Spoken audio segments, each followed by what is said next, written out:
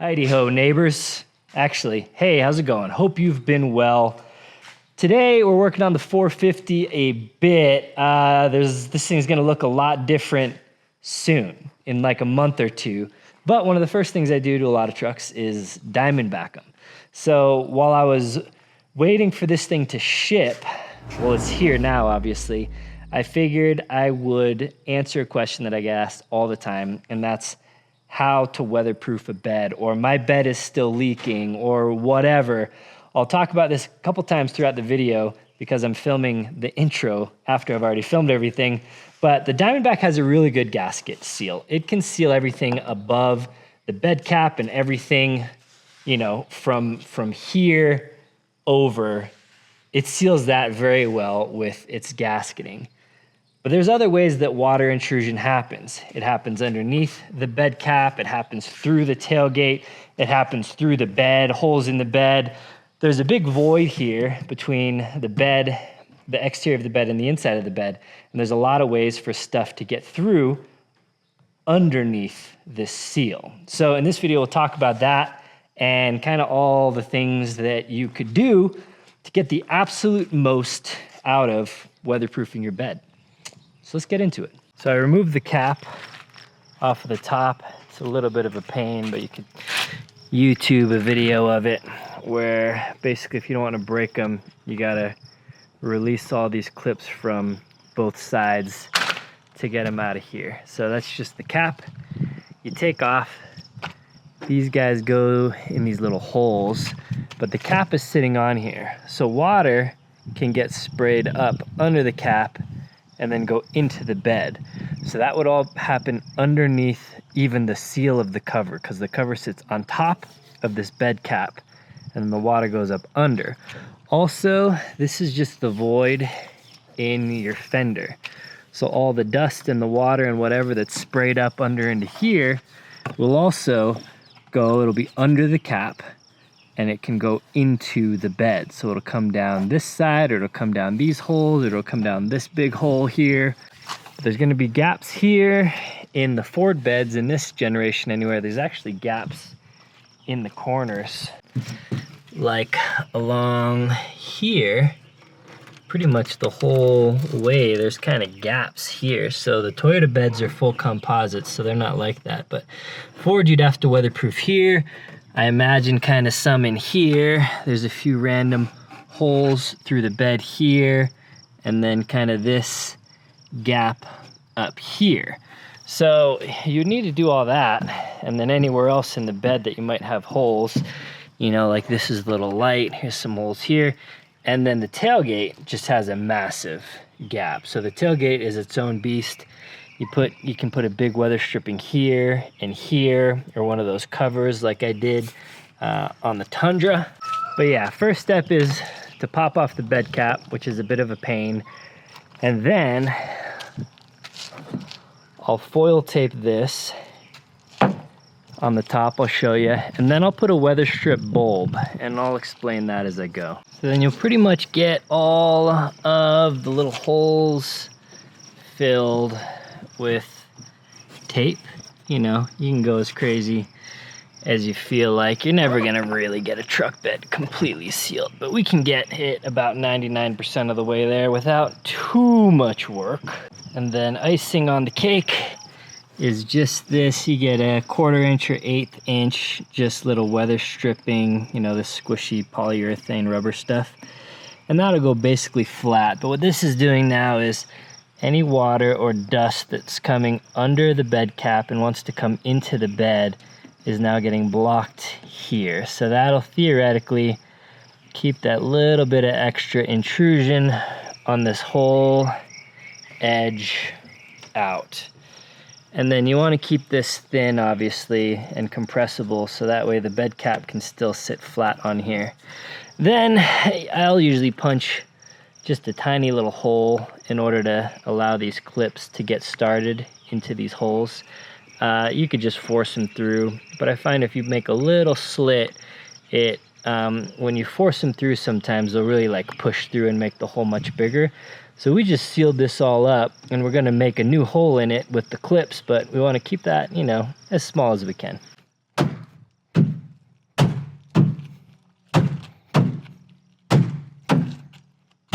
assuming you didn't break any of the previous clips, it should be pretty pressed down. Now, if you're not putting a cap or a tonneau cover or something on top of here, there's absolutely no reason to do that, because if anything, the weather strip will be pushing up a little bit on this. So it's really the cap or the cover that will push this back down and compress this weather strip back down. But now we've done, you know, spent probably an hour between the two or so. Just the hardest part is popping this thing off to give ourselves, you know, the best chance at weatherproofing the bed. All right, sorry, I should film this for those that care, but this is all on that pallet out there. These are the side boxes that I'm experimenting with. This is the Yakima crossbars. This is the cross bin, basically the toolbox. Got some ramps under there for a project you guys will see in the future. And then I did go for the headache rack on this one. So some miscellaneous other accessories, light bars. These are for the Yakima crossbars. And then the cover is all in this bin.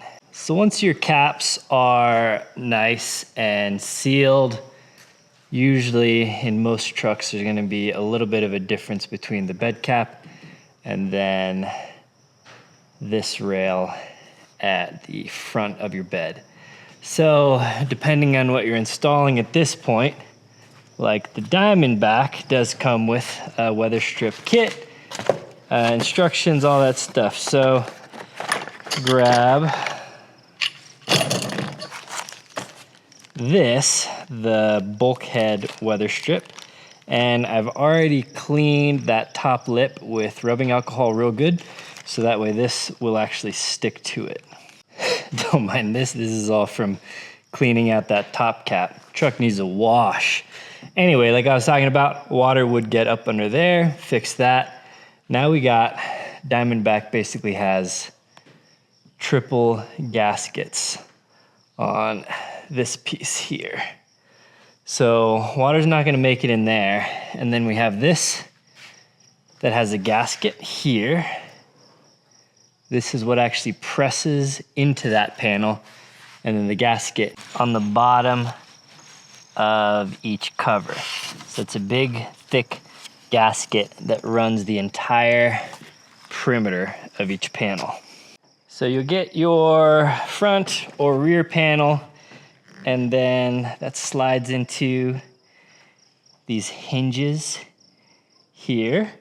And then you'll just, this is how I like to do it anyway, fold it down so you get both panels attached to the center panel before you clamp anything down. I like to do that because once both panels are on, you can kind of square it up, get your kind of offsets from the cap, and it's just a lot easier, I think, before you clamp underneath. Then once that's all on, you got an overlapping gasket all the way around the truck.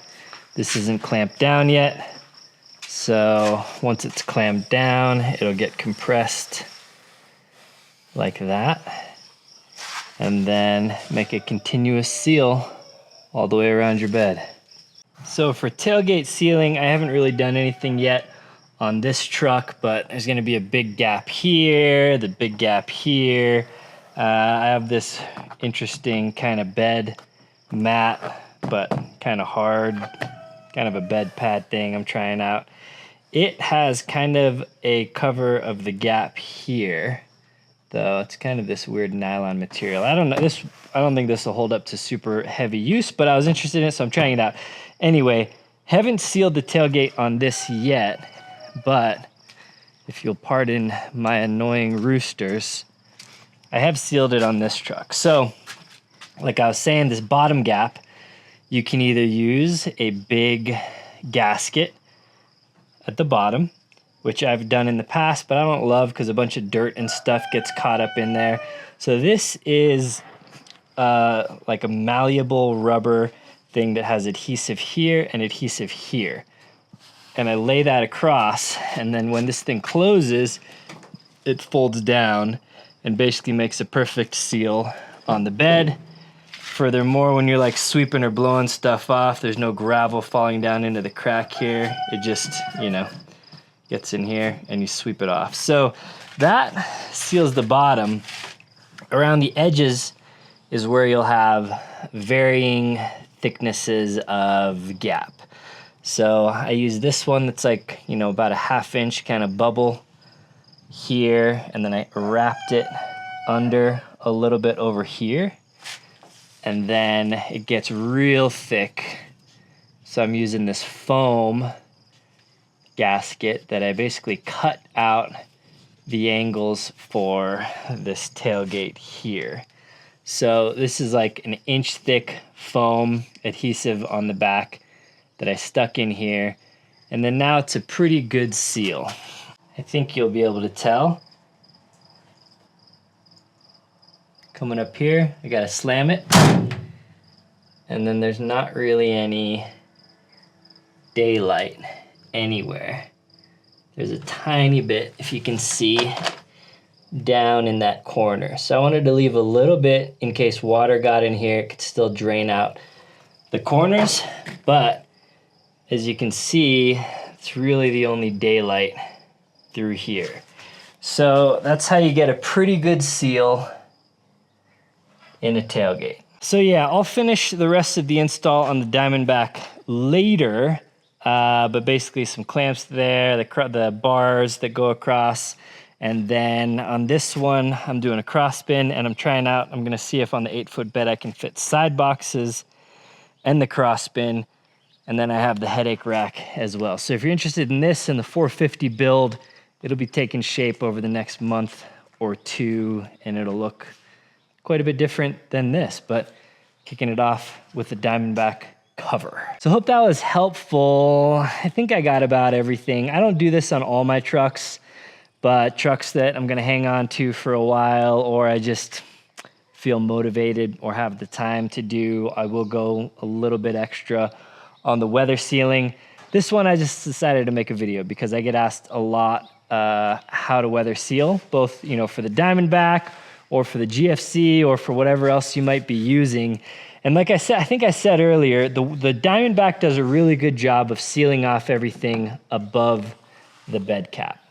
But if you go the extra step and seal under the bed cap, and then seal your tailgate, and then seal the front corners with some butyl tape or something, and then any holes that are in the side of the bed or the bottom of the bed, you can get a pretty good seal. You're not gonna make this thing like a waterproof box or anything, but what I've shown you in this video should get you most of the way there.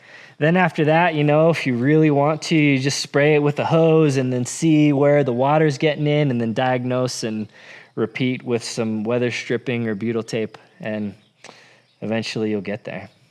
Cool.